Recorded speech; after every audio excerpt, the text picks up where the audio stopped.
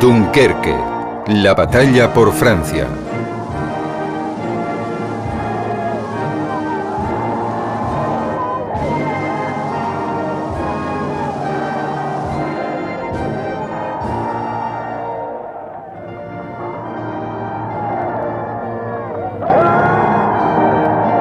La noticia de la derrota de Polonia se expandió por todo el mundo.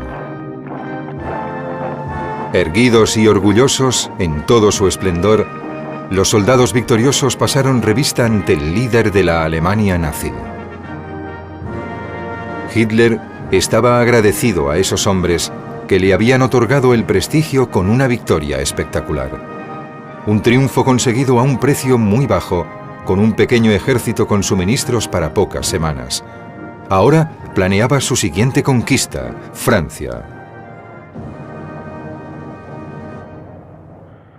La multitud le aclamaba y el alto mando, que había advertido al antiguo cabo que Alemania no estaba preparada para un conflicto importante, de repente calló.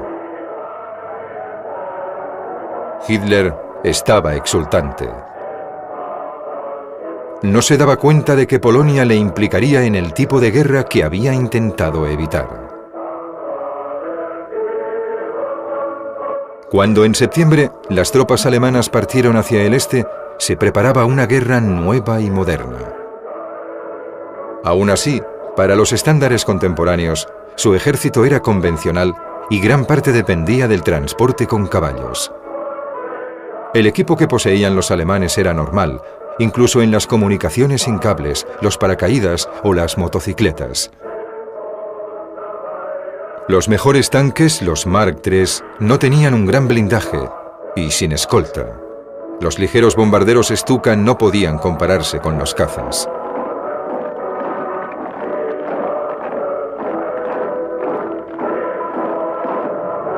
En muchos países se disponía de esta tecnología militar, pero el aprovecharla al máximo era lo que hacía que el ejército alemán fuera muy superior.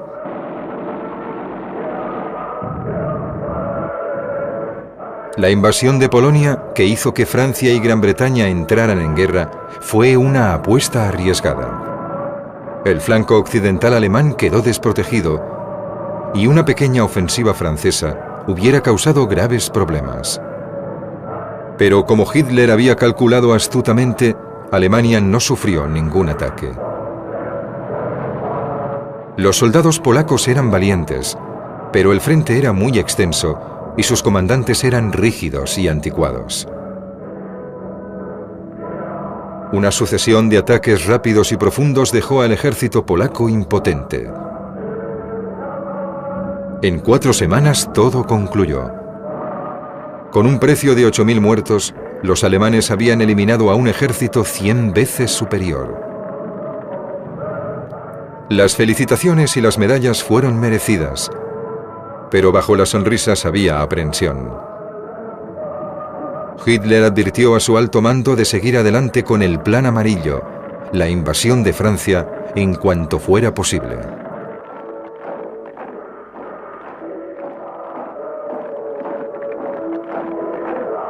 Para alivio de sus generales, el plan se pospuso y después se volvió a retrasar.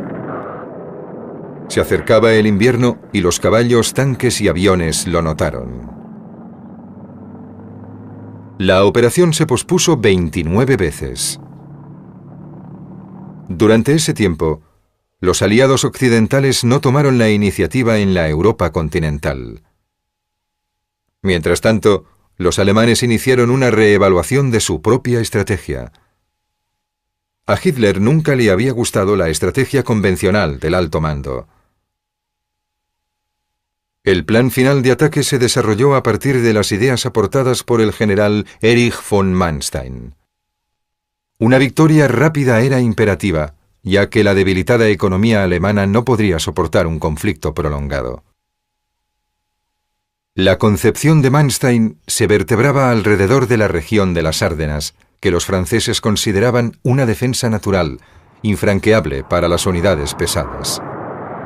Manstein y su comandante Guderian pensaban de otra forma. Primero propusieron un potente asalto convencional sobre los Países Bajos y atraer a las fuerzas aliadas hacia el norte para reforzar las defensas. Entonces se produciría el verdadero ataque, un avance de blindados a través de las Ardenas, seguido de una incursión por mar. Con la estructura de mando destruida y las líneas de abastecimiento dañadas, los ejércitos aliados se desintegrarían. Era un plan de alto riesgo, que se aprovecharía de la debilidad e incompetencia del enemigo. Hitler tenía buenos motivos para sentirse confiado. Los vencedores de 1918 no habían realizado ningún cambio fundamental en la organización de sus ejércitos. Francia tenía el ejército más numeroso y mejor financiado de Europa, pero su filosofía militar era autoritaria, trasnochada y complaciente. Se valoraba más la valentía, la elegancia en el desfile y los caballos engalanados que la iniciativa o la imaginación.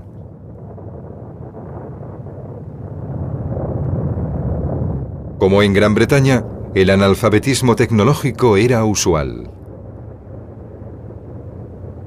Solo algún oficial como el joven Charles de Gaulle poseía la visión para anticiparse a las tácticas alemanas.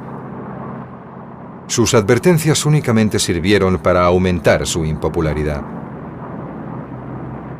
Incluso tras la caída de Polonia, un informe del ejército francés concluía que cualquier guerra relámpago similar sería imposible contra el país galo. Además, la sociedad francesa estaba dividida y no apoyaba unánimemente la guerra contra Hitler. Una sucesión de gobiernos débiles y mediocres había erosionado la opinión pública. Los trabajadores no se mostraban entusiasmados ante lo que consideraban una guerra capitalista. Las clases altas, con su estilo de vida amenazado, culpaban a Gran Bretaña de haber involucrado a Francia en un conflicto innecesario.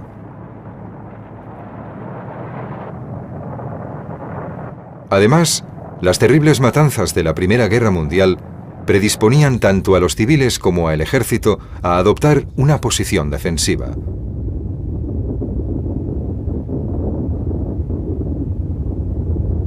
En mayo de 1940, los alemanes estaban preparados. El primer ministro francés, Paul Reynaud, era un hombre decidido y valiente. Pero la noche anterior a la invasión, su gobierno cayó.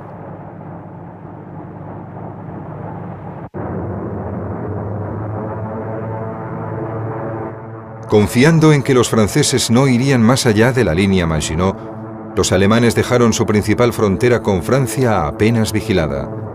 Al norte, el Grupo B del ejército, al mando de Bock, estaba listo para un asalto sobre Bélgica.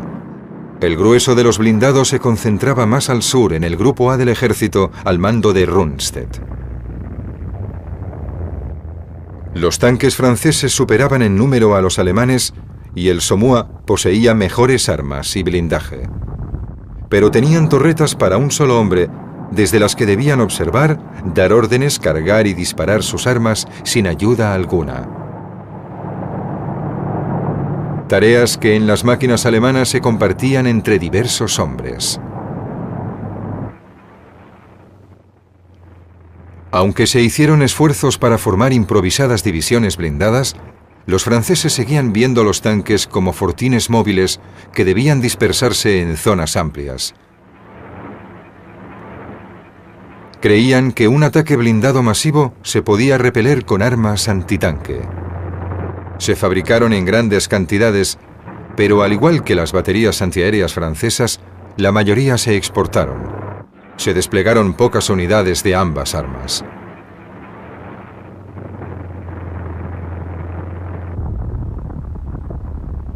Los alemanes no cometieron esos errores. Una de las armas más efectivas era el cañón de 88 milímetros de alta velocidad. Diseñado originalmente como arma antiaérea, los alemanes habían descubierto en la Guerra Civil Española que era igual de eficaz contra los tanques. La aviación francesa estaba bajo el control del ejército de tierra, que tenía un sistema de mando complicado. En el cuartel general del comandante supremo aliado, Maurice Gamelin, no había radio y se disponía de un único teléfono. Se llevaba mal con su segundo al mando, el general George, que utilizaba despachos a kilómetros de distancia. Su estado mayor estaba en un tercer emplazamiento. Las órdenes tardaban 2 días en llegar al frente. En el centro de la estrategia aliada estaba la enorme línea Maginot a lo largo de la frontera alemana. Terminaba cerca de Luxemburgo. A partir de ahí, la defensa se confiaba al abrupto terreno de las Ardenas, a la ciudad-fortaleza de Sedan y a los canales y bastiones de Dunkerque. Entre Dunkerque y Sedan solo había una línea de fortificaciones. Gamelin esperaba un ataque a través de la neutral Bélgica, en cuyo caso trasladaría sus fuerzas hacia el norte para consolidar su posición en la línea del río Dail. Bélgica sería el campo de batalla y no el norte industrial de Francia. La fuerza expedicionaria británica al mando de Lord Gord formaría parte de ese movimiento. Compuesta por 10 divisiones, estaba mal preparada y disponía de poco equipamiento. Sus tanques ligeros tenían una única ametralladora. Solo los Mark II Matilda, armados con cañones navales de 900 gramos, podían lograr efectos sobre el blindaje enemigo. El cañón de campo de 11,3 kilos era bueno, pero había pocas unidades y la artillería alemana superaba a la de la fuerza expedicionaria británica. Al igual que Francia, Gran Bretaña había entrado en la guerra sin mucho ánimo. Existía reticencia a involucrarse en otra guerra continental y durante años el reducido ejército había sido desdeñado. Las pocas posibilidades de ascenso desanimaban, mientras que en Alemania la Wehrmacht atraía a los más preparados. Muchos de los soldados de la fuerza expedicionaria habían sido reclutados entre el 1,5 millones de desempleados de Gran Bretaña. El gasto militar se había concentrado en la marina y después en la aviación, ya que en Gran Bretaña la teoría sobre los bombardeos estratégicos tenía aceptación. Los bombarderos eran lentos y vulnerables, pero los modernos cazas demostrarían su valía.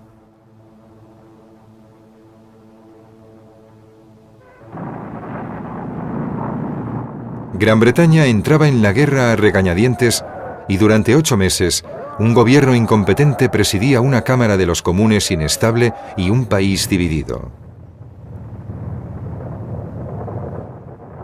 El ánimo de la población empeoraba, lo que acabó provocando la caída del mediocre Chamberlain, que fue sustituido el viernes 10 de mayo por uno de los mejores líderes de la guerra, Winston Churchill.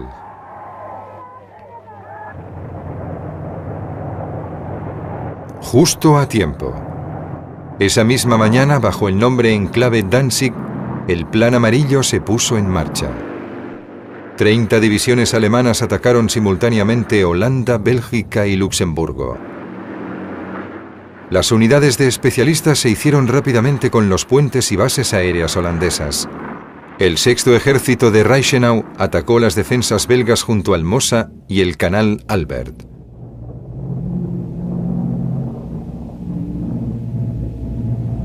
Temerosos de darle a Hitler algún pretexto para una invasión, Holanda y Bélgica se habían mantenido neutrales hasta el final.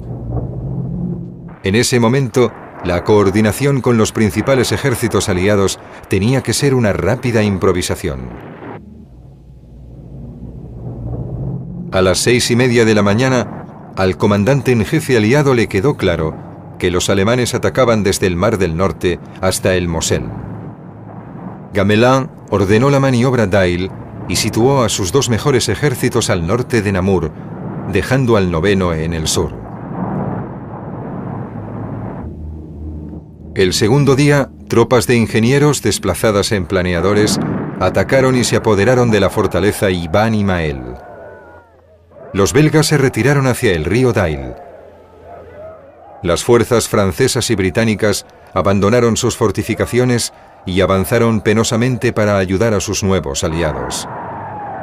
Hitler lo supo rápidamente. Su alegría no tuvo límites. Mientras tanto, las columnas cruzaban implacablemente las Ardenas. Un sorprendido piloto de reconocimiento las divisó, pero sus fotografías fueron obviadas.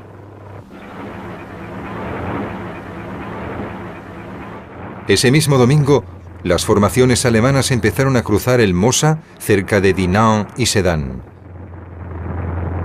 Guderian y Rommel ya se hallaban en Francia. A las 7 de la mañana siguiente se inició un bombardeo de 6 horas sobre las defensas de Sedan. Las tropas francesas de segunda línea resistieron, pero no pudieron evitar que el ataque alemán ganase fuerza. La gran trampa estaba preparada. Al norte de Sedan solo quedaba el 9º ejército de Korab, reclutados a la fuerza, mal entrenados y poco motivados. Muchos de ellos estaban en sus casas, con un permiso para labores agrícolas. No disponían de artillería. Los aviones franceses fueron destruidos en tierra. Corrieron rumores de que cuando los alemanes les habían atacado, los hombres de Korab no recibieron órdenes de ningún tipo. Con la sorpresa, el 9º ejército se vino abajo. No existía segunda línea ni reservas. Entre Dinant y Sedan se abrió una brecha de 80 kilómetros en la defensa francesa. Detrás de las 2 cabezas de ataque blindadas, las divisiones de élite alemanas se apresuraron a cruzar el Mosa.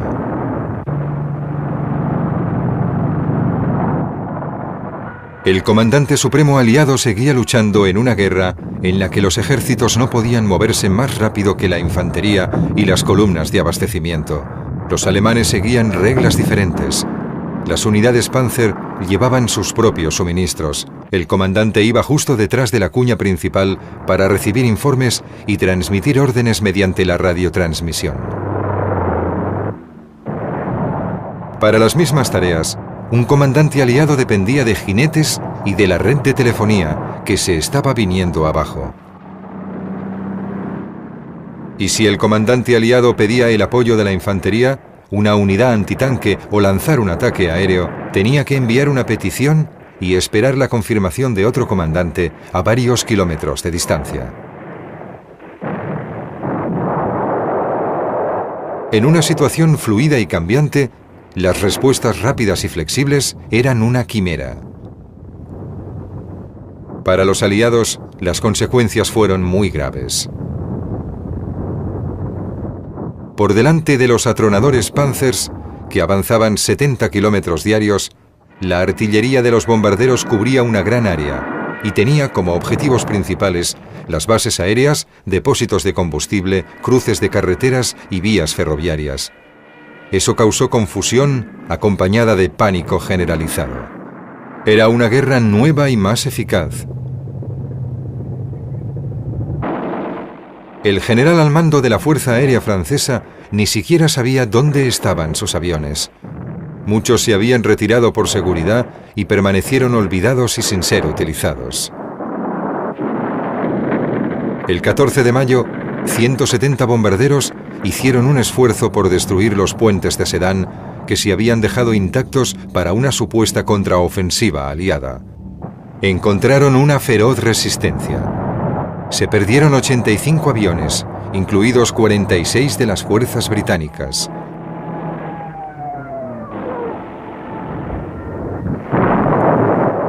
La derrota hizo que los franceses exigieran que se destinaran más pilotos de la RAF al frente francés. El 14 de mayo, el mariscal del aire Dowding, preocupado por la debilidad de las defensas aéreas británicas, consiguió que no se destinaran más pilotos a Francia.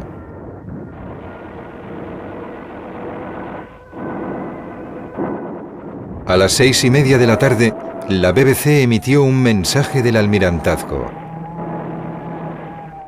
Los dueños de embarcaciones privadas debían registrarlas como barcos de la Marina. Tras haber llevado con dificultad sus fuerzas hacia el norte, Los comandantes aliados se horrorizaron al ver que las nuevas líneas de defensa apenas existían y que antes de lo que habían previsto, los alemanes estaban en el Dail. La retirada era imperativa. El 15 de mayo, Holanda se rindió. Ese mismo día cayó Sedan. Los franceses creían que se dirigirían hacia la capital. En lugar de eso, siguiendo la disposición del terreno, los blindados de Guderian iban hacia el oeste, hacia el mar. La ruta de avance alemana cruzaba los campos de batalla de la Primera Guerra Mundial, nombres llenos de recuerdos para ambos bandos. Las lentas columnas de los aliados en retirada eran un objetivo para los ataques aéreos. Además, las carreteras estaban abarrotadas de refugiados. Se creía que los alemanes habían tenido la ayuda de algunos infiltrados, por lo que se detuvo a quintacolumnistas sospechosos. El ejército tenía poder para decretar ejecuciones sumarias. Más al sur, el diario de guerra del 9º Ejército del día 15 de mayo decía: no hay información, comunicaciones cortadas, enlace imposible. Retaguardia bloqueada, convoyes y columnas destruidas, trenes de combustible ardiendo, caos total. El día 17, el gabinete británico contemplaba la evacuación por primera vez.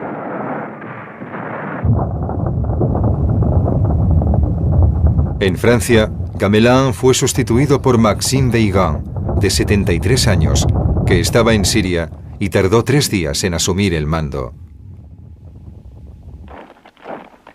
Al mismo tiempo, el mariscal Pétain, de 84 años, fue recuperado desde España. En la Gran Guerra, Pétain había sido un magnífico soldado y el héroe de Verdún tenía la confianza de los franceses. Estaba convencido de que la guerra estaba perdida. Al despedirse de Franco, dijo: «Mi país está vencido, vuelvo para conseguir la paz». Entre los franceses, el derrotismo no estaba generalizado. Aunque muchos jóvenes oficiales compartían la frustración de los comandantes que suplicaron a su general: «Haga lo que quiera, señor, pero al menos haga algo». De Gaulle recibió una improvisada división blindada y órdenes de hacer lo que pudiera.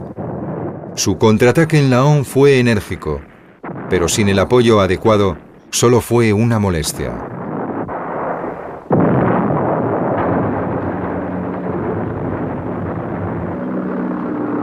Los alemanes también tenían sus preocupaciones. Mientras los tanques avanzaban hacia el oeste, Hitler y varios miembros del alto mando se inquietaron por la longitud de las líneas alemanas. Solo después de amenazar con dimitir, Guderian pudo seguir su avance hacia el mar. El día 20 llegó a Abbeville. Allí se cortaron las últimas carreteras y vías ferroviarias que enlazaban con París. Tras descansar un día, Guderian continuó hacia Boulogne y Calais. Las fuerzas aliadas del norte retrocedieron hasta Dunkerque. Sus objetivos eran diferentes. Los belgas y los franceses veían el puerto como base y punto de abastecimiento desde la que se podría lanzar una contraofensiva hacia el norte o hacia Francia. Si no funcionaba, se rendirían. Para los británicos, Dunkerque supondría un punto de tránsito hacia Inglaterra, donde continuarían la lucha.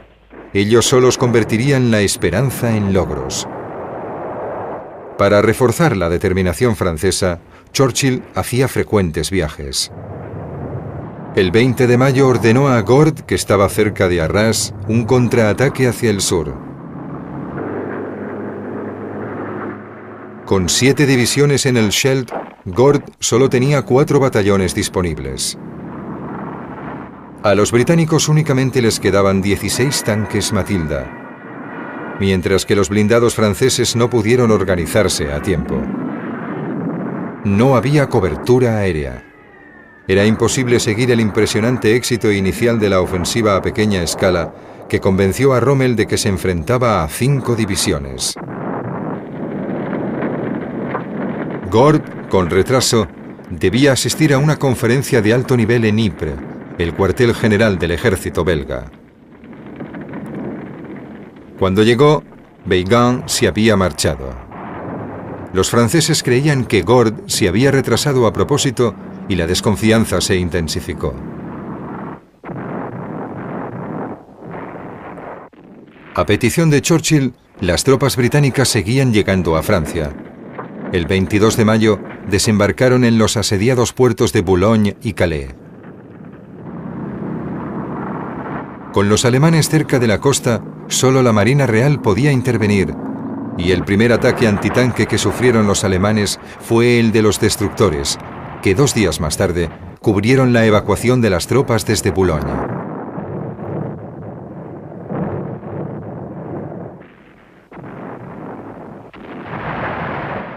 Aunque sus aliados no lo sabían, el objetivo de Gord era salvar todo lo que pudiera de la fuerza expedicionaria británica. Las fuerzas aliadas estaban a más de 80 kilómetros de Dunkerque, presionadas a ambos lados por el enemigo. Pero intervino el destino. El 23 de mayo, en una de las decisiones más controvertidas de la guerra, el comandante Kurt von Rundstedt ordenó que todos los Panzers se detuvieran en el río A. La orden fue confirmada al día siguiente por el propio Hitler, y durante 3 días, los agotados y asediados aliados gozaron de un afortunado descanso. Dicha orden se dio por varias razones. Los Panzers se habían utilizado mucho, la mitad estaba fuera de servicio y quedaban pocos suministros y municiones. Arras había atemorizado al alto mando alemán y a sus militares conservadores que no se creían ni su propio éxito. Veían a las fuerzas aliadas atrapadas y las dejaron en manos de la Luftwaffe de Göring. Por otro lado, es posible que Hitler se asegurase de que no fuese la Wehrmacht la única que se colgara las medallas y que detuviera el avance para que su unidad favorita, la SS Leibstandarte Adolf Hitler, compartiera la gloria. Tras la caída de Calais, 3 días después, se ordenó seguir el avance. La atención se centró en las fuerzas francesas que estaban detrás del Somme. La zona aliada se extendía junto a la costa, desde Gravelines y El A hasta cerca de Ostende, 80 kilómetros más al norte, y 110 kilómetros hacia el interior, hasta el Lille. 7 divisiones del primer ejército francés lucharon hasta agotar la munición, lo que permitió a los británicos una retirada segura. El 26 de mayo, el gobierno inglés autorizó el inicio de la Operación Dínamo.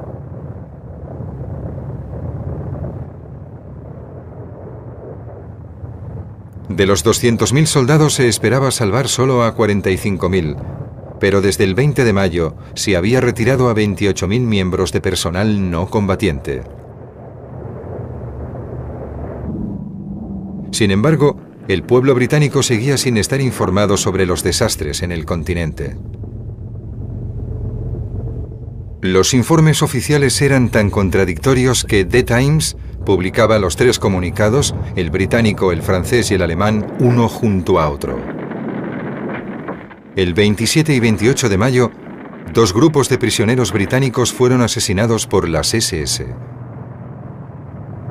Se trataba de un nuevo tipo de guerra, más brutal.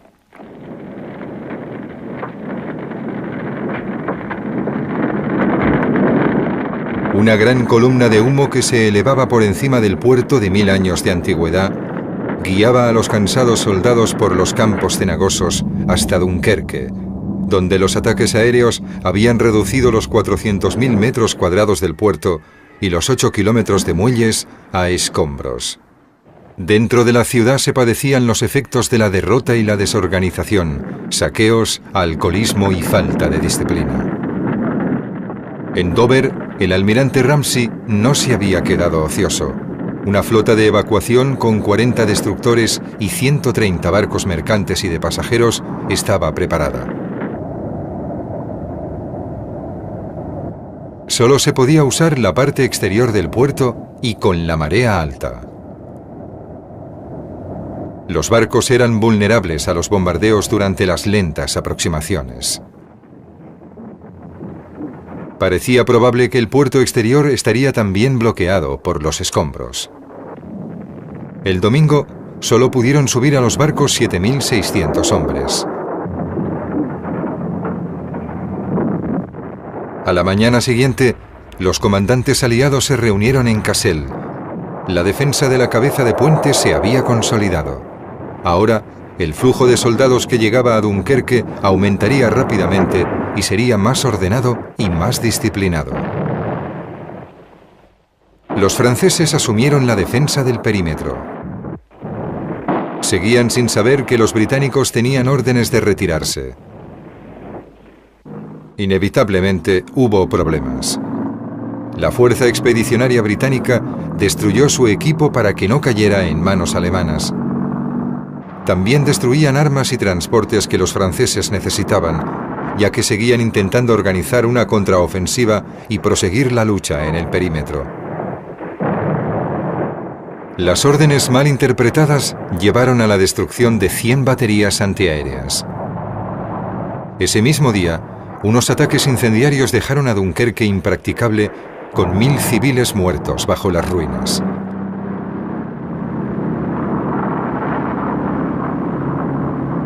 Durante la operación, solo aparecieron algunos escuadrones de la RAF sobre Dunkerque y como volaban desde Kent, no podían permanecer mucho tiempo.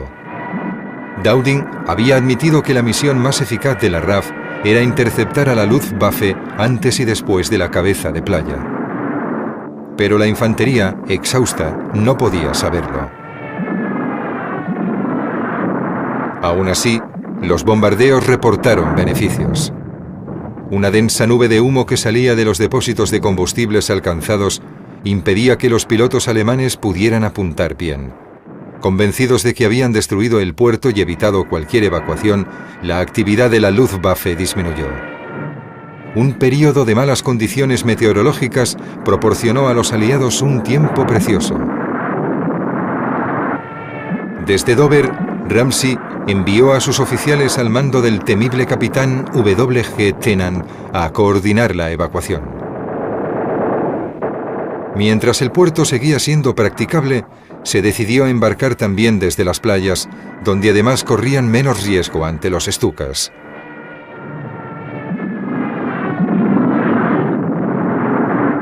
Debido a las aguas poco profundas, era imposible que los barcos más grandes se acercaran hasta la costa. Lentamente se hacía cruzar 800 metros a los hombres, a través de peligrosas corrientes, en todas las embarcaciones pequeñas disponibles. Una planificación inteligente había garantizado el abastecimiento de agua potable en las playas y la presencia de la Marina Real tranquilizaba y animaba a las tropas que esperaban. A pesar de ello, cuando los nervios cedían, solo el arma de algún oficial podía restablecer de nuevo el orden.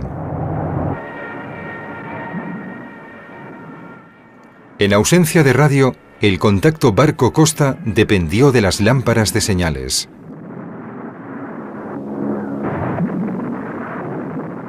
Las cifras del segundo día fueron esperanzadoras. 12.000 hombres evacuados desde el puerto y otros 6.000 desde la playa.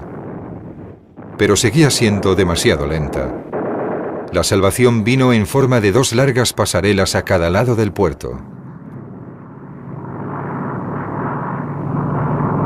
Construidas para dar servicio a los submarinos, esas desvencijadas pasarelas de madera no se habían ideado para que los barcos atracaran en ellas. La marea pasaba por encima de los postes calados y el nivel del mar aumentaba y disminuía 5 metros cada día. Era la pesadilla de cualquier marino. Aún así, A partir de la tarde del 27 de mayo, 200.000 soldados evitaron caer en manos del enemigo gracias a las pasarelas. El lunes, el ejército belga se deshizo. La mañana del día 28, el rey Leopoldo se rindió sin condiciones.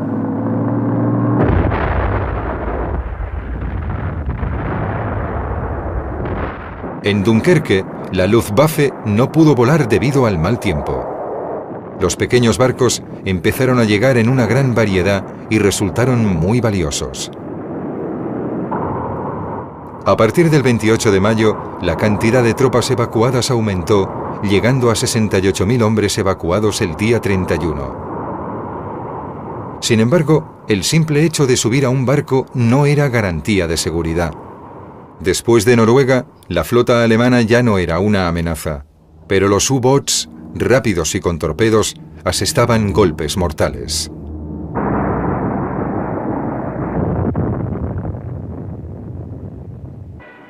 Lo peor fueron los ataques aéreos. Hubo rescates heroicos en los barcos que se hundían. El miércoles 29, 4 destructores fueron alcanzados y se informó erróneamente de que el puerto estaba bloqueado. Alarmado, el almirantazgo llamó a sus destructores más modernos, dejando a Ramsey solo 16 de los más antiguos. Se perdieron 2 días antes de que el error fuera rectificado. Los franceses se sentían traicionados y la comunicación seguía siendo complicada, así que entre los aliados existían muchos recelos. A pesar del acuerdo, las tropas que embarcaban eran principalmente británicas. Aún así, la operación no podría haber salido adelante sin la defensa francesa. Los británicos fueron relevados por 2 divisiones francesas al mando del general de Laurency, que declinando la oferta de una plaza para escapar, luchó valientemente hasta el 3 de junio. A finales de mes, el desequilibrio entre evacuados franceses y británicos irritó a Churchill, y en una reunión en París se comprometió a que las tropas de ambos países se evacuaran de forma equitativa. También ordenó el regreso de Gord para garantizar su seguridad, siendo sustituido por el general Alexander. Hasta ese momento, a pesar de que muchos mercantes se habían prestado voluntarios, la Operación Dínamo la había llevado a cabo únicamente la Marina Real en estricto secreto. Las noticias de la BBC del 31 de mayo hablaban de las manifestaciones antialemanas de Buenos Aires. A las 6 de esa misma tarde, el pueblo británico recibió el primer indicio de la magnitud del desastre. Al día siguiente, una armada de pequeños barcos zarpó a través del Canal de la Mancha. Durante 2 días, recorrieron la costa francesa, llevando hombres o buscando rezagados. Esos marinos poseían una valentía indiscutible. La cantidad de hombres que rescataron en proporción a la total fue pequeña. La leyenda que rápidamente se propagó fue necesaria en ese momento.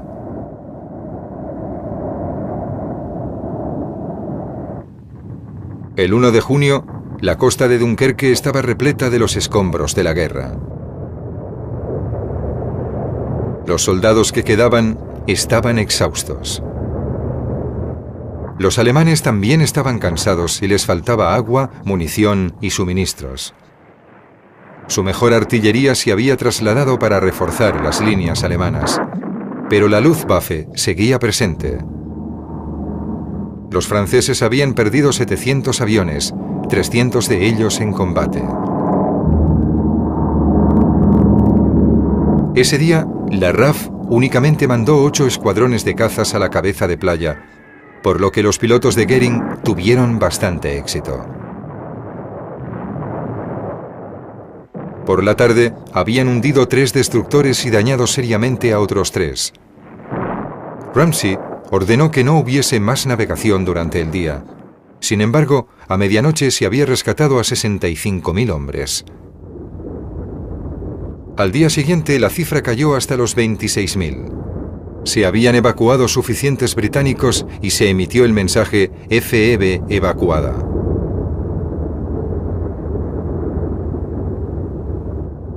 Aunque los británicos no habían sido sinceros con sus aliados, no tenían intención de abandonar a los franceses que seguían en Dunkerque. Sin embargo, el entusiasmo iba menguando y los malentendidos y confusiones entorpecieron las relaciones entre ellos. Durante los 2 días siguientes, 50.000 franceses fueron evacuados, pero los marinos descubrieron furiosos que los barcos de Ramsay zarpaban con muchas plazas vacías. El 4 de junio, los alemanes entraron en Dunkerque. Se quedarían allí 5 años. Francia seguía teniendo 1,5 millones de hombres preparados. Había muchos franceses deseosos de continuar la lucha. Se contempló la creación de un reducto en la Bretaña o de una evacuación a gran escala en el norte de África, donde había fuerzas francesas y centenares de aviones disponibles. Tras muchas discusiones no se hizo nada.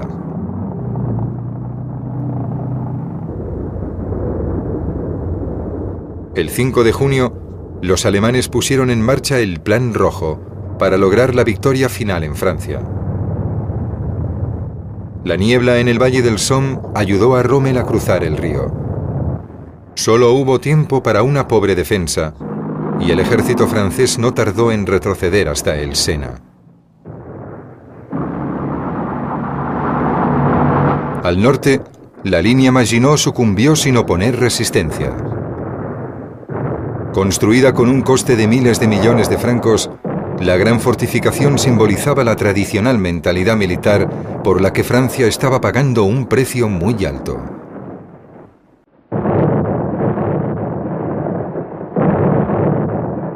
Los cambios en el gabinete francés dejaban a Reynaud más aislado, mientras los derrotistas iban ascendiendo. El enemigo era cualquiera que quisiera seguir luchando, y aquellos cuya cobardía había permitido que Hitler rompiese promesas querían saber qué favores les concedería éste si se declaraba un armisticio.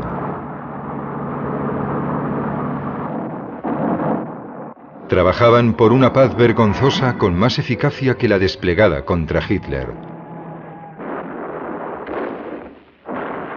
Mientras la batalla de Francia continuaba, el 10 de junio el gobierno francés se desplazó a Tours. Hubo un éxodo masivo desde la capital que Weygand decretó que debía quedar sin defensa. París estaba abierta ante el conquistador. Algunos franceses pensaban que algunas cicatrices serían apropiadas para tanta belleza. Entonces Mussolini, deseoso de conseguir una parte del botín, declaró la guerra a Francia. Avanzando desde el norte de Italia, su ejército recibiría un contundente revés. Todavía quedaban tropas británicas y extranjeras en Francia, y junto al canal seguían organizándose evacuaciones. A finales de junio se evacuó a 500.000 hombres.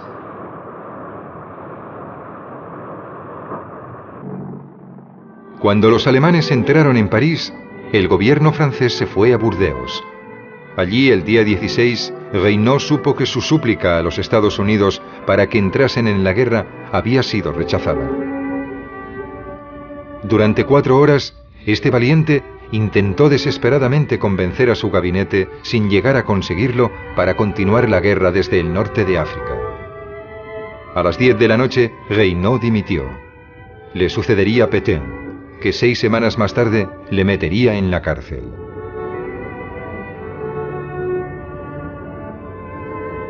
Al día siguiente, el nuevo líder dio un discurso a la nación. Con el corazón destrozado, os digo que la lucha debe cesar. De Gaulle, temiendo su arresto, huyó a Londres, llevándose consigo el honor de Francia.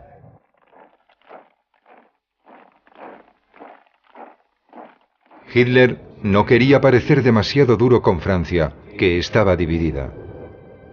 Con esperanzas de conseguir la paz con Gran Bretaña, permitió que el gobierno de Vichy conservase el control de la poderosa y prácticamente intacta flota francesa. Pero había una humillación que Hitler no podía pasar por alto. El armisticio de 1918, en el que Alemania fue injustamente obligada a aceptar toda la responsabilidad de la guerra, se había firmado en un vagón de tren en Compiègne. El coche restaurante 2419D se conservaba en un museo.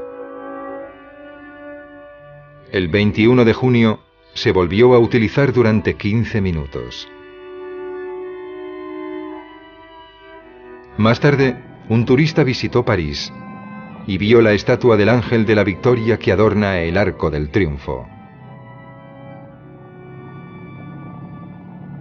Lo inconcebible había ocurrido. Francia, la Belle France, había caído. El país que había sido fuente y depósito de tantas cosas, que representaba lo mejor de la civilización europea, era un esclavo de la barbarie. Un escalofrío de consternación dio la vuelta al mundo.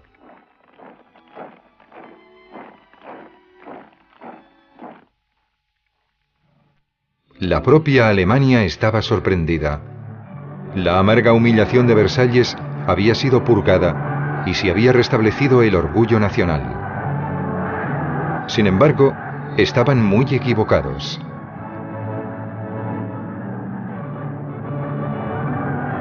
Creían que la guerra había concluido y se había ganado. No sabían que su líder tenía más aspiraciones de conquista. Se había visto obligado a abandonar la idea de invadir Gran Bretaña, su primer revés. Pero en tierra, Hitler había apostado 2 veces y había ganado ambas. Quería intentar una tercera apuesta, esta mucho más arriesgada.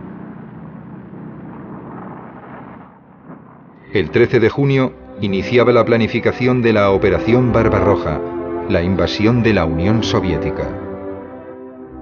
Las tropas volverían a avanzar hacia el este en una aventura que costaría millones de vidas alemanas y llevaría a la ruina al Reich de los 1000 años.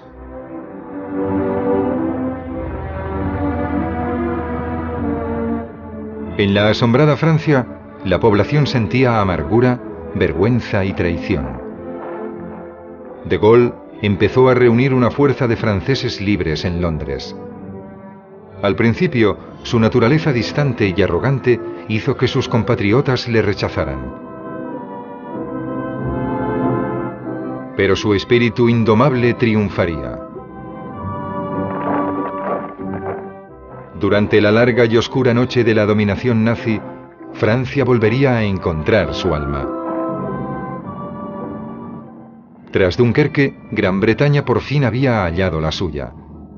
La evacuación consiguió evitar que una derrota se convirtiera en un desastre total. Aunque no fue una victoria, el pueblo la consideró así.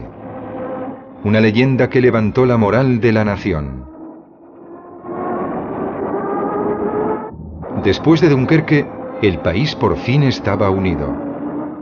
Con la caída de Francia, las prioridades quedaron claras. Existía un sentimiento de alivio porque ya no tenían más aliados de los que preocuparse. Los británicos sabían por fin por qué luchaban. Sabían lo que había ocurrido en Varsovia, en Rotterdam y en Sedan. Cada vez estaba más claro que Gran Bretaña tendría que luchar pasara lo que pasara. Los U-boats del Atlántico se habían cobrado la vida de 9000 marinos mercantes y, además de dolor, empezaba a emerger un notable sentimiento de rabia. Y Churchill se compenetró con el nuevo estado de ánimo de los británicos.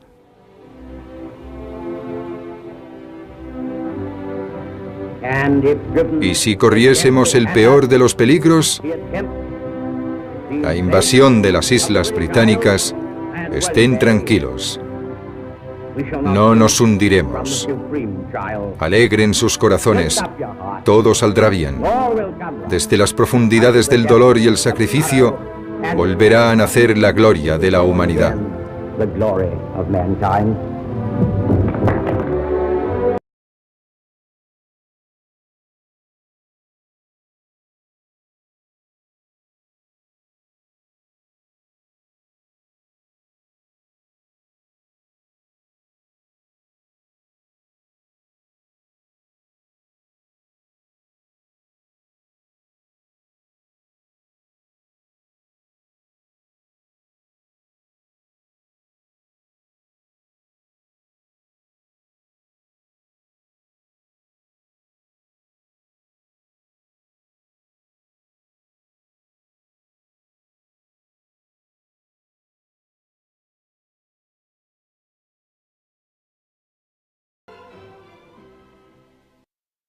Había permitido que Hitler rompiese promesas, querían saber qué favores les concedería éste si se declaraba un armisticio.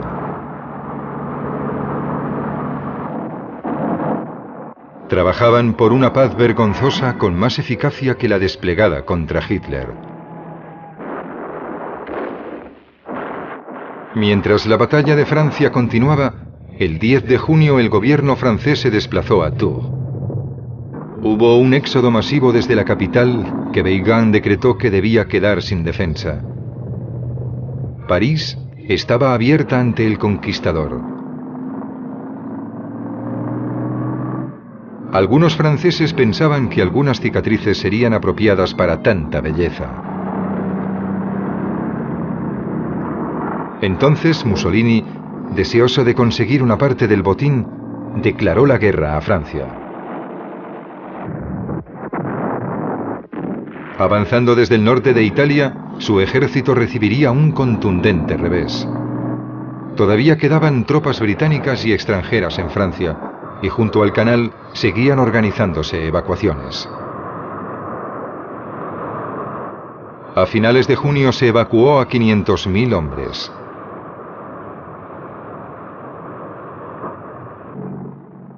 Cuando los alemanes entraron en París, el gobierno francés se fue a Burdeos. Allí, el día 16, Reynaud supo que su súplica a los Estados Unidos para que entrasen en la guerra había sido rechazada. Durante 4 horas, este valiente intentó desesperadamente convencer a su gabinete, sin llegar a conseguirlo, para continuar la guerra desde el norte de África.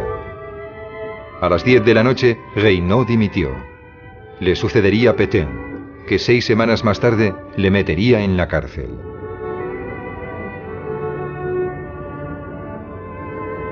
Al día siguiente, el nuevo líder dio un discurso a la nación.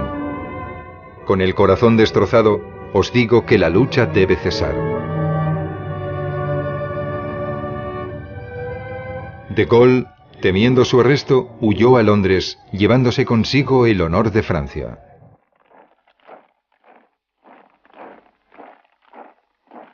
Hitler no quería parecer demasiado duro con Francia, que estaba dividida. Con esperanzas de conseguir la paz con Gran Bretaña, permitió que el gobierno de Vichy conservase el control de la poderosa y prácticamente intacta flota francesa. Pero había una humillación que Hitler no podía pasar por alto. El armisticio de 1918, en el que Alemania fue injustamente obligada a aceptar toda la responsabilidad de la guerra, y gran parte dependía del transporte con caballos. El equipo que poseían los alemanes era normal, incluso en las comunicaciones sin cables, los paracaídas o las motocicletas. Los mejores tanques, los Mark III, no tenían un gran blindaje y sin escolta. Los ligeros bombarderos Stuka no podían compararse con los cazas.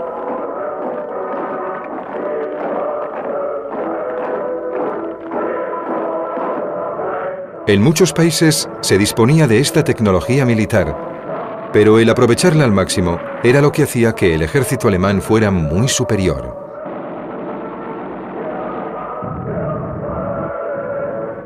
La invasión de Polonia, que hizo que Francia y Gran Bretaña entraran en guerra, fue una apuesta arriesgada. El flanco occidental alemán quedó desprotegido y una pequeña ofensiva francesa hubiera causado graves problemas. Pero como Hitler había calculado astutamente, Alemania no sufrió ningún ataque. Los soldados polacos eran valientes, pero el frente era muy extenso y sus comandantes eran rígidos y anticuados. Una sucesión de ataques rápidos y profundos dejó al ejército polaco impotente. En 4 semanas todo concluyó. Con un precio de 8.000 muertos, los alemanes habían eliminado a un ejército 100 veces superior. Las felicitaciones y las medallas fueron merecidas, pero bajo las sonrisas había aprensión. Hitler advirtió a su alto mando de seguir adelante con el Plan Amarillo, la invasión de Francia, en cuanto fuera posible.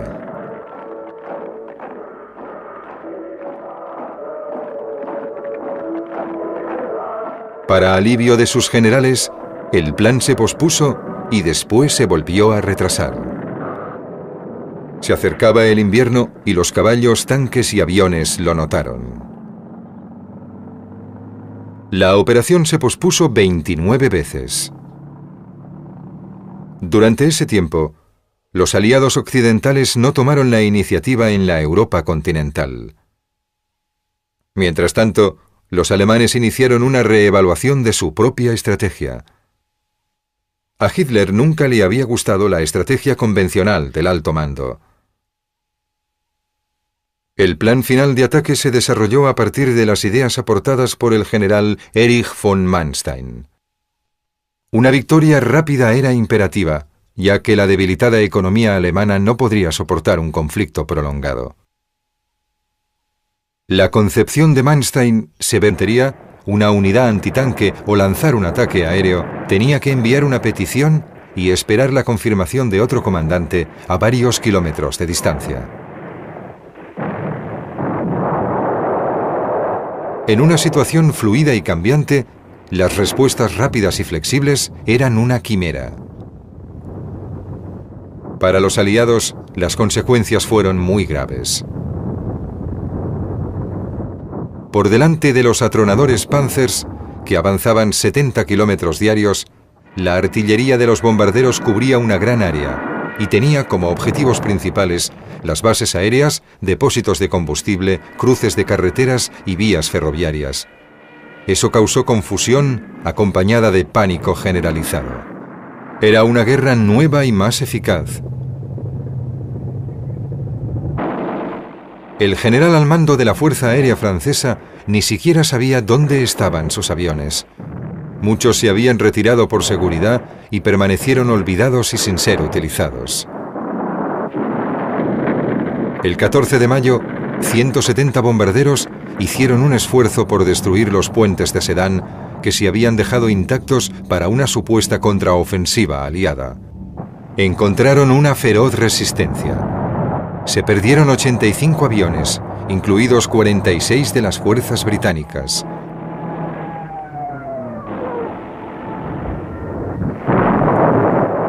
La derrota hizo que los franceses exigieran que se destinaran más pilotos de la RAF al frente francés. El 14 de mayo, el mariscal del aire Dowding, preocupado por la debilidad de las defensas aéreas británicas, consiguió que no se destinaran más pilotos a Francia.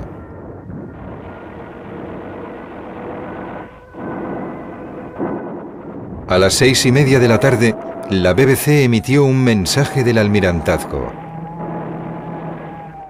Los dueños de embarcaciones privadas debían registrarlas como barcos de la Marina. Tras haber llevado con dificultad sus fuerzas hacia el norte, los comandantes aliados se horrorizaron al ver que las nuevas líneas de defensa apenas existían y que antes de lo que habían previsto, los alemanes estaban en el Dail. La retirada era imperativa. El 15 de mayo, Holanda se rindió. Ese mismo día cayó Sedan. Los franceses creían que se dirigirían hacia la capital. En lugar de eso, Siguiendo la disposición del terreno, los blindados de Guderian iban hacia el oeste, hacia el mar.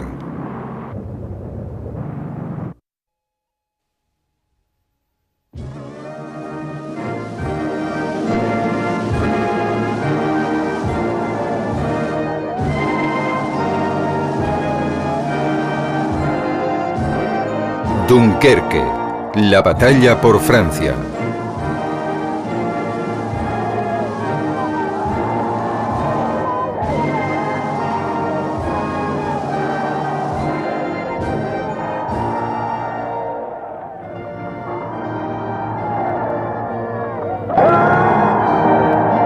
La noticia de la derrota de Polonia se expandió por todo el mundo.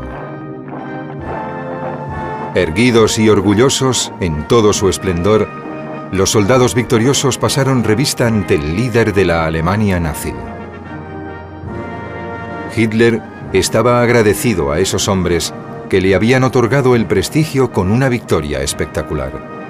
Un triunfo conseguido a un precio muy bajo, con un pequeño ejército con suministros para pocas semanas. Ahora planeaba su siguiente conquista, Francia. La multitud le aclamaba y el alto mando, que había advertido al antiguo cabo que Alemania no estaba preparada para un conflicto importante, de repente calló.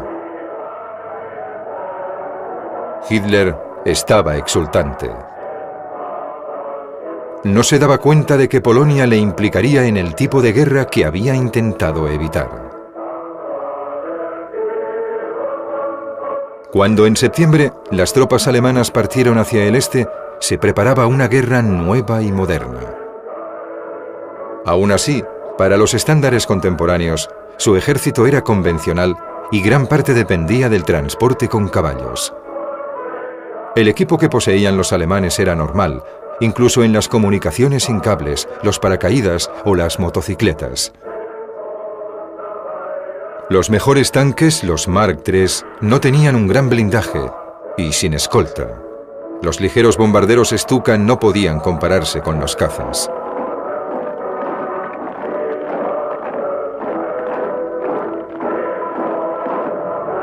En muchos países se disponía de esta tecnología militar, pero el aprovecharla al máximo era lo que hacía que el ejército alemán fuera muy superior.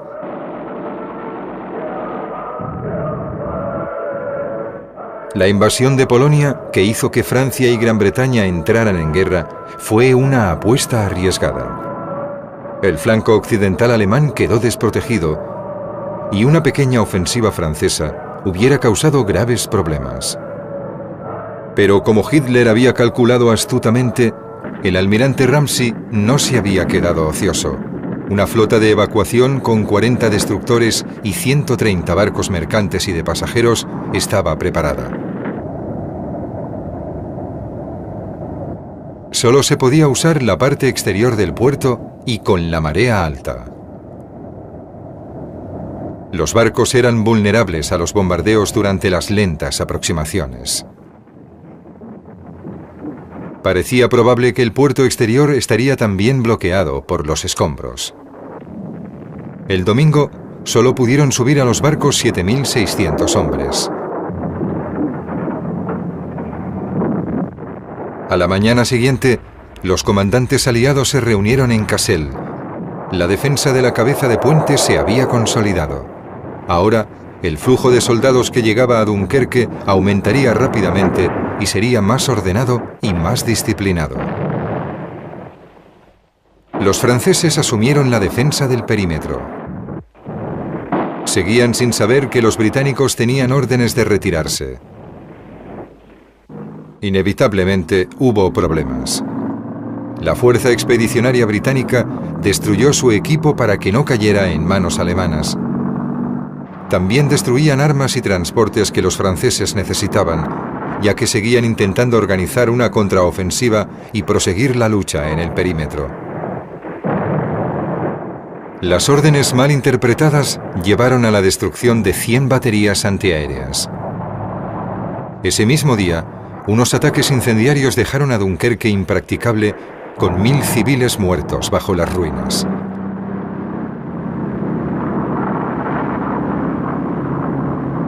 Durante la operación, solo aparecieron algunos escuadrones de la RAF sobre Dunkerque y como volaban desde Kent, no podían permanecer mucho tiempo.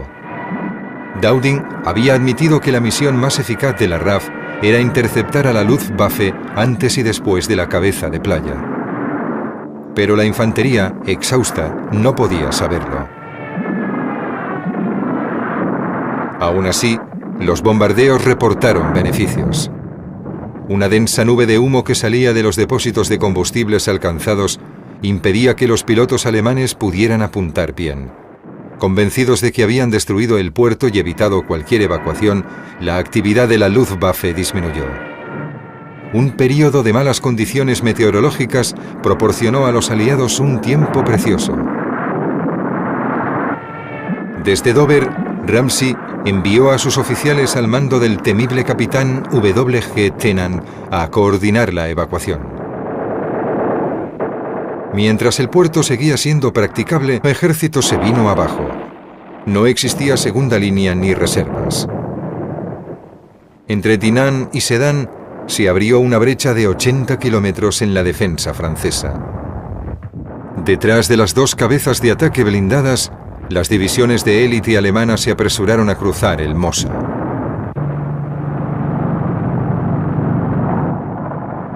El comandante supremo aliado seguía luchando en una guerra en la que los ejércitos no podían moverse más rápido que la infantería y las columnas de abastecimiento. Los alemanes seguían reglas diferentes.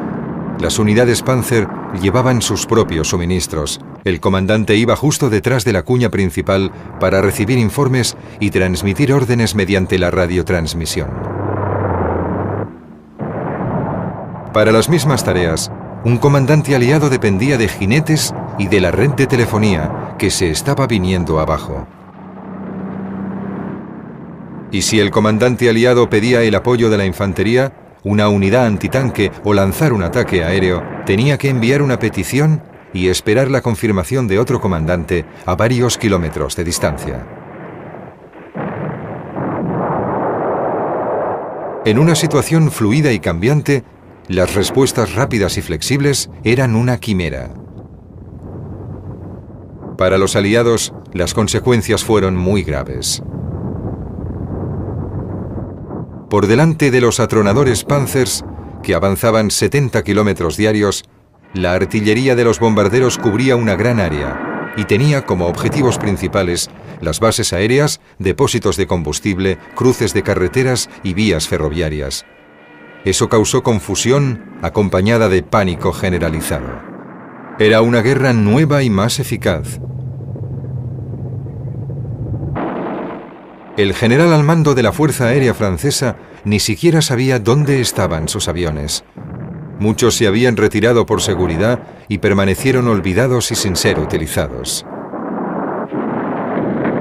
El 14 de mayo, 170 bombarderos hicieron un esfuerzo por destruir los puentes de Sedan que se habían dejado intactos para una supuesta contraofensiva aliada.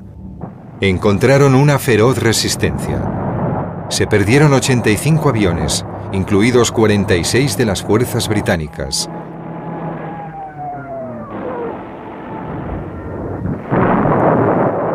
La derrota hizo que los franceses exigieran que se destinaran más pilotos de la RAF al frente francés. El 14 de mayo, el mariscal del aire Dowding, preocupado por la debilidad de las defensas aéreas británicas, consiguió que no se destinaran más pilotos a Francia. Durante 15 minutos.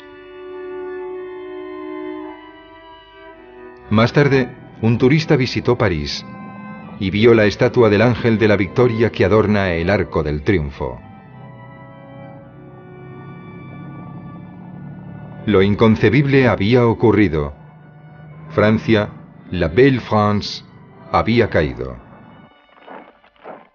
El país que había sido fuente y depósito de tantas cosas, que representaba lo mejor de la civilización europea, era un esclavo de la barbarie. Un escalofrío de consternación dio la vuelta al mundo.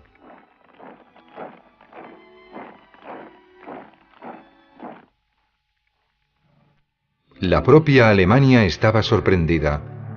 La amarga humillación de Versalles había sido purgada y se había restablecido el orgullo nacional. Sin embargo, estaban muy equivocados.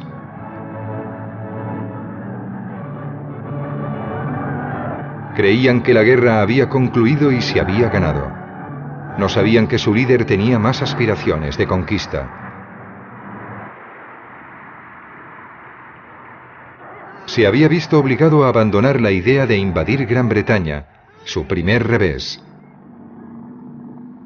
Pero en tierra, Hitler había apostado 2 veces y había ganado ambas. Quería intentar una tercera apuesta, esta mucho más arriesgada.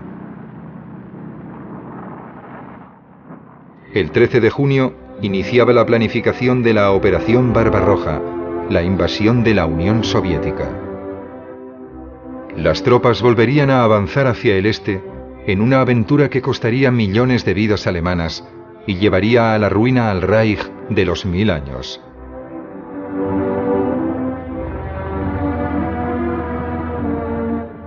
En la asombrada Francia, la población sentía amargura, vergüenza y traición. De Gaulle empezó a reunir una fuerza de franceses libres en Londres. Al principio, su naturaleza distante y arrogante hizo que sus compatriotas le rechazaran. Pero su espíritu indomable triunfaría. Durante la larga y oscura noche de la dominación nazi, Francia volvería a encontrar su alma. Tras Dunkerque, Gran Bretaña por fin había hallado la suya.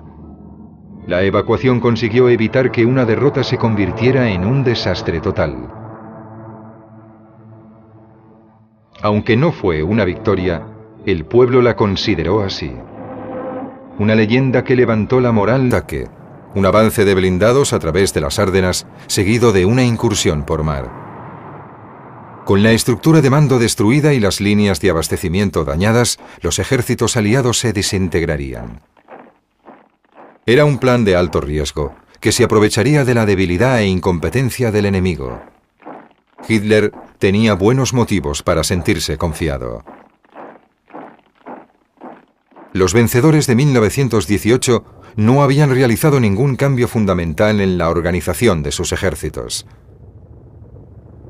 Francia tenía el ejército más numeroso y mejor financiado de Europa, pero su filosofía militar era autoritaria, trasnochada y complaciente. Se valoraba más la valentía, la elegancia en el desfile y los caballos engalanados que la iniciativa o la imaginación.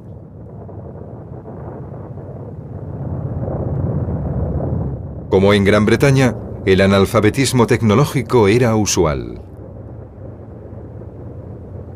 Solo algún oficial como el joven Charles de Gaulle poseía la visión para anticiparse a las tácticas alemanas. Sus advertencias únicamente sirvieron para aumentar su impopularidad. Incluso tras la caída de Polonia, un informe del ejército francés concluía que cualquier guerra relámpago similar sería imposible contra el país galo. Además, la sociedad francesa estaba dividida y no apoyaba unánimemente la guerra contra Hitler.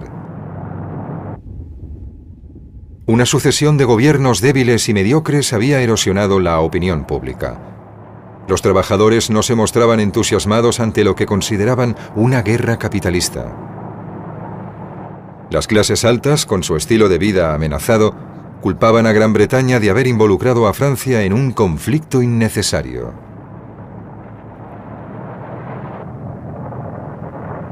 Además, las terribles matanzas de la Primera Guerra Mundial predisponían tanto a los civiles como al ejército a adoptar una posición defensiva.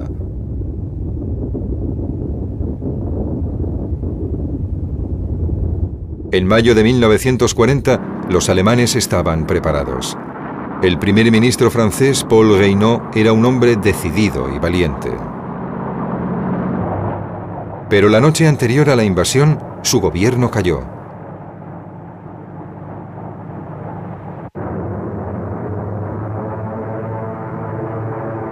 Confiando en que los franceses no irían más allá de la línea Maginot, los alemanes dejaron su principal frontera con Francia apenas vigilada. Al norte, el Grupo B del ejército, al mando de Bock, estaba listo al norte para consolidar su posición en la línea del río Dyle. Bélgica sería el campo de batalla y no el norte industrial de Francia. La fuerza expedicionaria británica, al mando de Lord Gord, formaría parte de ese movimiento. Compuesta por 10 divisiones, estaba mal preparada y disponía de poco equipamiento.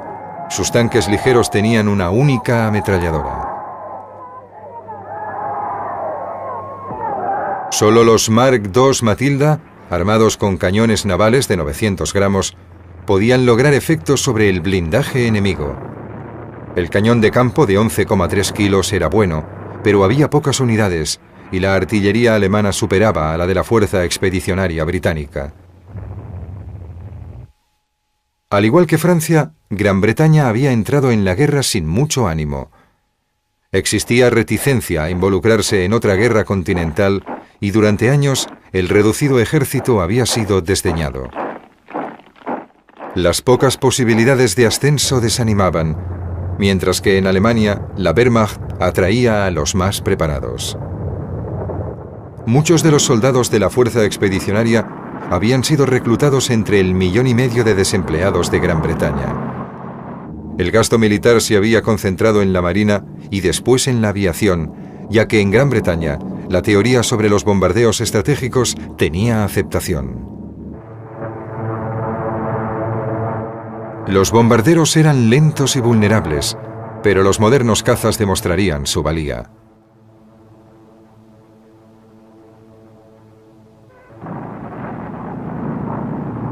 Gran Bretaña entraba en la guerra a regañadientes y durante 8 meses un gobierno incompetente presidía una Cámara de los Comunes inestable y un país dividido.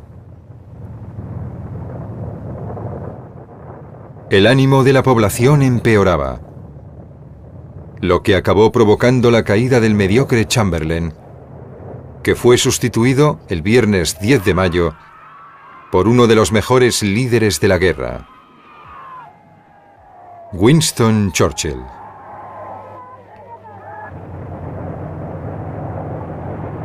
Justo a tiempo.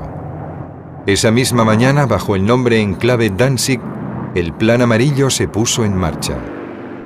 30 divisiones alemanas atacaron simultáneamente Holanda, Bélgica y Luxemburgo.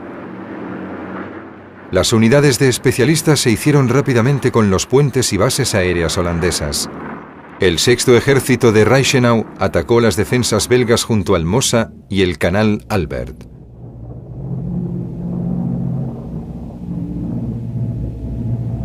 Temerosas medallas fueron merecidas, pero bajo las sonrisas había aprensión.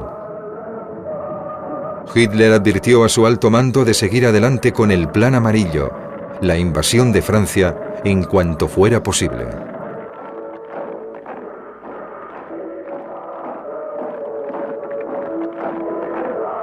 Para alivio de sus generales, el plan se pospuso y después se volvió a retrasar. Se acercaba el invierno y los caballos, tanques y aviones lo notaron. La operación se pospuso 29 veces. Durante ese tiempo, los aliados occidentales no tomaron la iniciativa en la Europa continental. Mientras tanto, los alemanes iniciaron una reevaluación de su propia estrategia. A Hitler nunca le había gustado la estrategia convencional del alto mando. El plan final de ataque se desarrolló a partir de las ideas aportadas por el general Erich von Manstein. Una victoria rápida era imperativa, ya que la debilitada economía alemana no podría soportar un conflicto prolongado. La concepción de Manstein se vertebraba alrededor de la región de las Ardenas, que los franceses consideraban una defensa natural, infranqueable para las unidades pesadas. Manstein y su comandante Guderian pensaban de otra forma. Primero propusieron un potente asalto convencional sobre los Países Bajos y atraer a las fuerzas aliadas hacia el norte para reforzar las defensas. Entonces se produciría el verdadero ataque, un avance de blindados a través de las Ardenas, seguido de una incursión por mar. Con la estructura de mando destruida y las líneas de abastecimiento dañadas, los ejércitos aliados se desintegrarían. Era un plan de alto riesgo, que se aprovecharía de la debilidad e incompetencia del enemigo. Hitler tenía buenos motivos para sentirse confiado. Los vencedores de 1918 no habían realizado ningún cambio fundamental en la organización de sus ejércitos. Francia tenía el ejército más numeroso y mejor financiado de Europa, pero su filosofía militar era autoritaria, trasnochada y complaciente.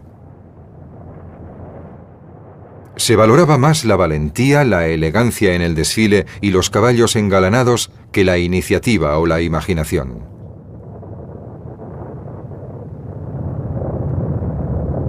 Como en Gran Bretaña, el analfabetismo tecnológico era usual. Solo algún oficial como el joven era una fuerza de franceses libres en Londres. Al principio, su naturaleza distante y arrogante hizo que sus compatriotas le rechazaran. Pero su espíritu indomable triunfaría. Durante la larga y oscura noche de la dominación nazi, Francia volvería a encontrar su alma. Tras Dunkerque, Gran Bretaña por fin había hallado la suya. La evacuación consiguió evitar que una derrota se convirtiera en un desastre total. Aunque no fue una victoria, el pueblo la consideró así. Una leyenda que levantó la moral de la nación.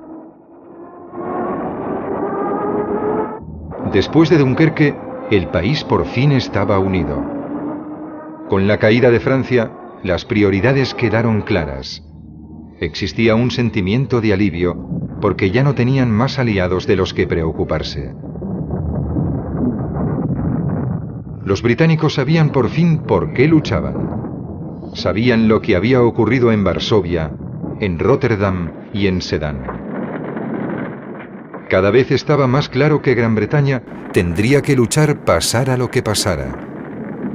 Los U-boats del Atlántico se habían cobrado la vida de 9.000 marinos mercantes y, además de dolor, empezaba a emerger un notable sentimiento de rabia. Y Churchill se compenetró con el nuevo estado de ánimo de los británicos.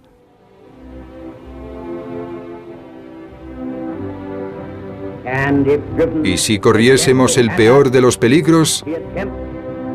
La invasión de las islas británicas. Estén tranquilos. No nos hundiremos. Alegren sus corazones. Todo saldrá bien.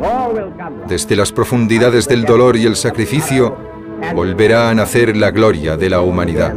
Los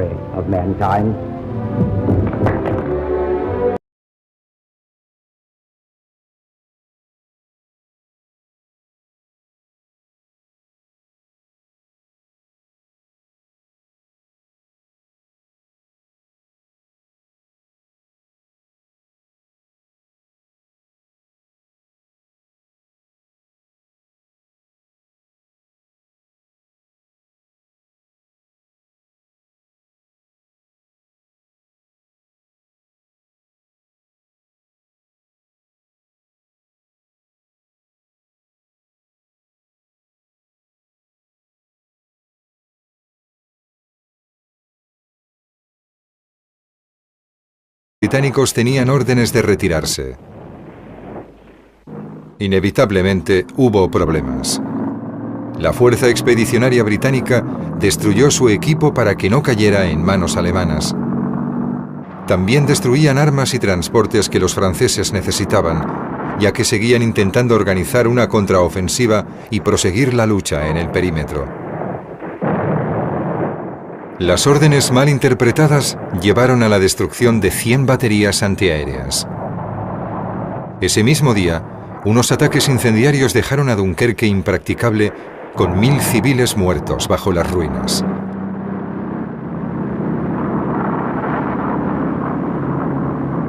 Durante la operación, Solo aparecieron algunos escuadrones de la RAF sobre Dunkerque y como volaban desde Kent, no podían permanecer mucho tiempo. Dowding había admitido que la misión más eficaz de la RAF era interceptar a la Luftwaffe antes y después de la cabeza de playa. Pero la infantería, exhausta, no podía saberlo. Aún así, los bombardeos reportaron beneficios. Una densa nube de humo que salía de los depósitos de combustibles alcanzados impedía que los pilotos alemanes pudieran apuntar bien. Convencidos de que habían destruido el puerto y evitado cualquier evacuación, la actividad de la Luftwaffe disminuyó. Un período de malas condiciones meteorológicas proporcionó a los aliados un tiempo precioso. Desde Dover, Ramsey envió a sus oficiales al mando del temible capitán W.G. Tennant a coordinar la evacuación. Mientras el puerto seguía siendo practicable, se decidió embarcar también desde las playas, donde además corrían menos riesgo ante los Stukas.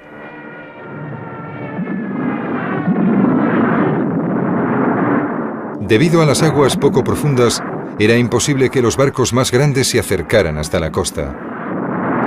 Lentamente se hacía cruzar 800 metros a los hombres, a través de peligrosas corrientes, en todas las embarcaciones pequeñas disponibles. Una planificación inteligente había garantizado el abastecimiento de agua potable en las playas y la presencia de la Marina Real tranquilizaba y animaba a las tropas que esperaban. A pesar de ello, cuando los nervios cedían, solo el arma de algún oficial podía restablecer de nuevo el orden. En ausencia de radio, el contacto barco-costa dependió de las lámparas de señales.